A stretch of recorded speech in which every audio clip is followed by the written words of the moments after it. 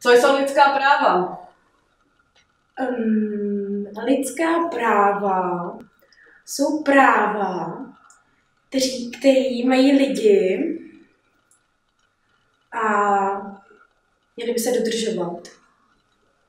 Kterého lidského práva by ses nikdy nevzdala? Já bych se nechtěla vzdát práva být sama sebou a být jako v pohodě, tak jak jako jsem a mít se tak dobře, jak mám. Jakou mají podle tebe lidská práva cenu?